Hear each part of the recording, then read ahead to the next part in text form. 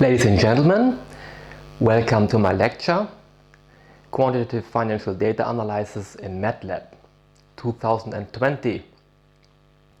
So due to our current situation, I have decided that the course setup will be slightly different from previous years, which means that the first part of this course will be more theoretical, so we will go through everything here on the whiteboard.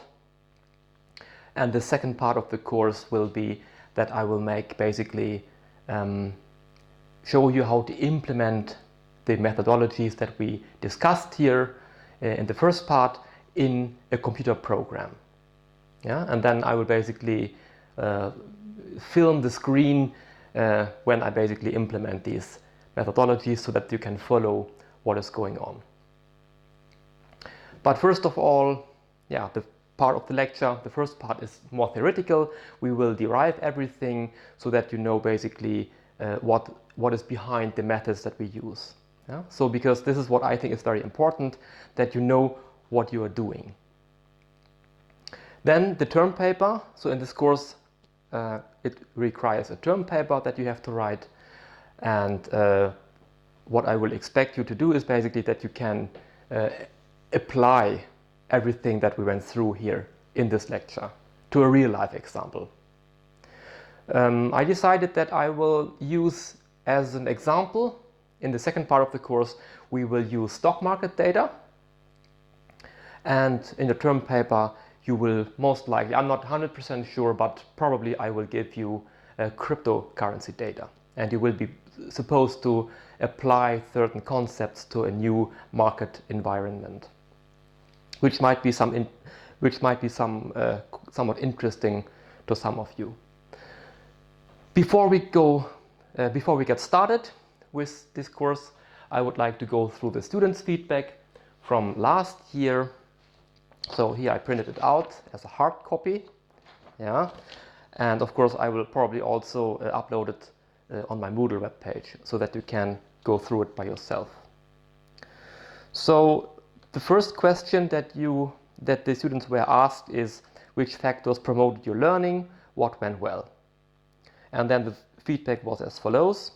The practical examples in MATLAB were very useful. I believe that coding is a useful skill to learn, and the way that this course connected it with finance was very interesting.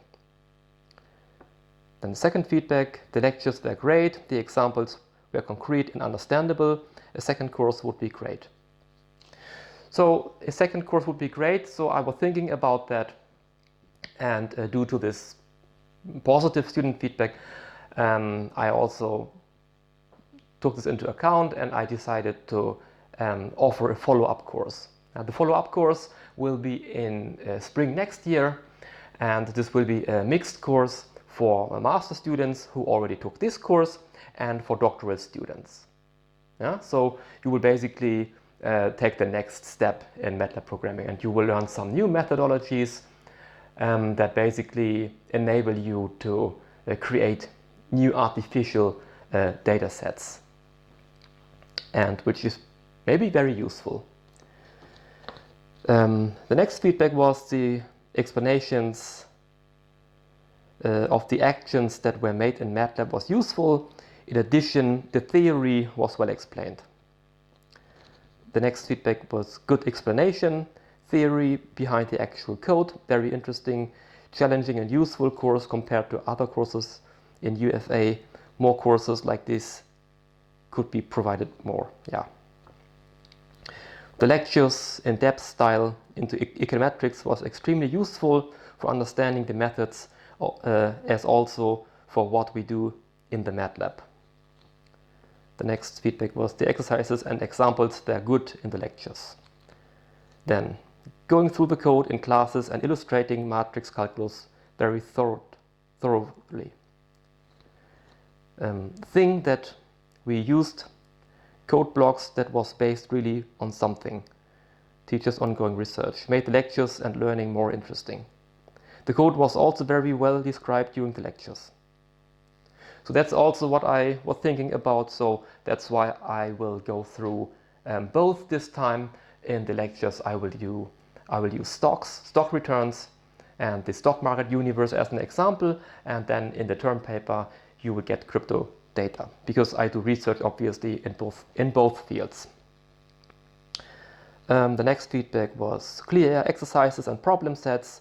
Once we figured out how to get access to MATLAB, the program was intuitive and easy to follow. Graphical presentation of matrices was good. Next feedback, the examples on the whiteboard were very helpful in understanding what was happening in the code. Also going through the code in detail and the way the professor explained even each sign, how a semicolon works in comparison to a regular comma, and why we want to implement something and not the other way, and not the other, was very good. Writing on the board and going through the code. It was good that the teacher showed how to perform the operations in MATLAB. The content in Moodle was good. Nice that first we went through what we want to do and then did it in MATLAB. So because all of this positive feedback, I of course will do it now the same way. So we will go through the theory on the whiteboard, and then we will do the practical stuff later on. The only difference this time is that obviously it's different from standard lectures, where we can switch all the time between whiteboard and the code, and we can go very thoroughly through everything. This is now, in this setup, obviously via distance mode, not possible. So, but I will at least try the best to explain the things that are going on later on. Then the next question was, how would you develop the course? First feedback, I know it is a big change, but I think that MATLAB should be changed to R. The main reason is that it is open source, and that everyone could get the full package on their own computers. Also, R has slightly easier syntax, so it would be easier for those who has not any experience on coding. Also, the first lectures could go so that the basics of MATLAB would be introduced. Second feedback, the term paper could be handed out a bit earlier. This would help to schedule studying in a more efficient way. Then, open source code could be provided. Python is similar to MATLAB, so very easy to apply that. Next, perhaps a quick view on what the term paper should look like. Now we got the old term papers, but it is hard to say how the term paper should be structured. Then I didn't have any background using MATLAB, so it would have been good to go through the basics, and the free usage of MATLAB should be provided. Next, even though being absent from the lectures is the student's own fault, it would be nice if there would be videos of lectures or some notation about what have been done in the lectures. Well, this is obviously what we will do this time. This time everything will be recorded. More emphasis on computer programming. I had previous experience, but there were quite a few people in class who had never seen a for loop before. Also, I feel that R programming would be more useful in practice. Next, exercises and maybe more different kinds of data analysis problems. I think that having written documents of how the matrix algebra is done step by step would be useful, especially when students are not familiar with the econometrics. The econometrics course is overlapping partly this course. Next, the course was great. However, the stuff might be hard for majority, as linear algebra is a voluntary course, and I briefly covered in 1 week during the first year's math course. Could you please make mathematics and statistics as a suggested minor for the bachelor students who intend to continue into finance? Well, I fully agree on that. I also think that linear algebra, mathematics and statistics should be in the bachelor program, and all of this should be already covered. I fully agree with that, and I'm preaching the same thing since many, many years. So I apologize, but I cannot change this because I'm not responsible for the program management. But I fully agree with you. Next, the term paper instructions could given a bit earlier so that the students can think about the paper as we are going through examples in class. Maybe briefly explain the MATLAB commands that are used during the course. For example, what will happen if apostrophe is typed in the MATLAB and so on. So what is my general thought on these comments, concerning the question, how would you develop the course? So I partly agree with you. Of course, it's always possible to make changes, and of course it would be possible to use other programs such as Python or R. In my opinion, though, even though there are advantages with Python and with R, because it's obviously freeware and you can get everything in the internet, my opinion is you get what you pay for. Okay, so if you want to have something for free, it's not necessarily better than if you would pay something for it. Okay, so MATLAB, of course, it is very expensive. The full version is very expensive, and for me, the university pays the license, luckily. Okay, and for students, there is the student version available that you can buy. It costs you something like, I don't know, $50, $60, something like that.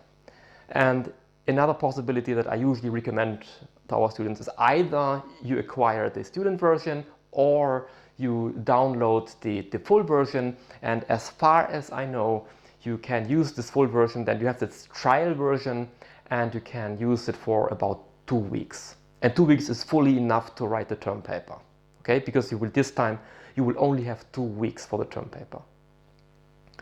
So in my opinion, MATLAB is more user-friendly. I usually say the same story. The only thing that you actually need is econometrics. So once you know econometrics and linear algebra, it's basically one by one. You can just plug in the code in MATLAB and you know exactly what you do. You know exactly what you're doing. So in my opinion, MATLAB is more user-friendly, especially for those students who have never seen a computer program, or who have never used any or who have no coding skills, from earlier. I think for those, MATLAB is much easier entrance into coding. And also I use MATLAB by myself since more than 10 years. I'm pretty familiar with it, and I'm not familiar with R. I'm not familiar with Python either, and I don't have the time to get familiar with these programs. So in the end of the day, you can decide what program you use.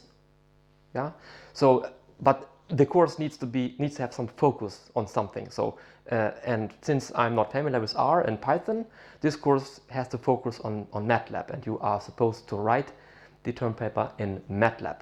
So, and of course you have time. I mean, when I was a student, I had also time. I did many additional courses, and I learned Swedish and all this stuff. So of course it's up to you to decide which program in the end of the day you want to use. If you think it's better with R because it's free, or Python because it's free, then go with it.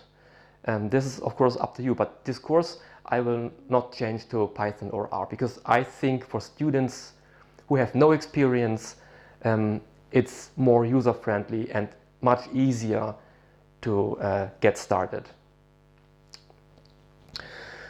So, and also another thing that you discussed were about the econometrics and statistics and linear algebra. So all of these courses, it's also my opinion, all these courses should have been covered already on bachelor level. So when I was a student at the University of Kiel, in Germany, where I did my bachelor's degree, or diploma, it was back in the days called diploma.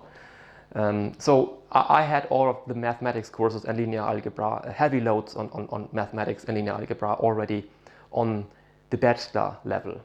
So some students dropped out already within the first 2 terms because they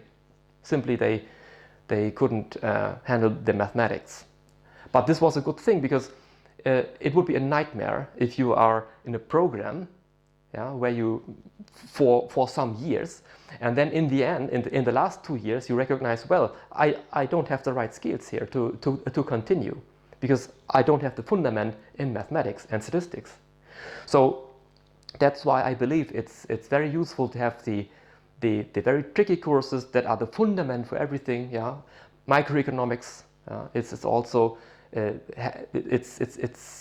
uses a lot of mathematical methods, and in finance as well. So the more you go into finance, the more mathematical basically it becomes nowadays. So a good ground in statistics and mathematics is really required, especially in this course. And so I have received, this is just the written feedback, but I receive all the time also personal feedback. So students come to me after class or later on, some months later, sometimes a year later, yeah, they contact me via email. I could print out dozens of emails, so that some students just get a job because of this course, because programming skills obviously are very, very important nowadays. And that's why I believe that this course will be a door opener in the job market, especially if you want to work at the bank, in investment banking or whatever. They require coding skills. Yeah? And in the job market, you have to compete basically with people who know how to handle data, who know how to write programs, such as engineers or physicists.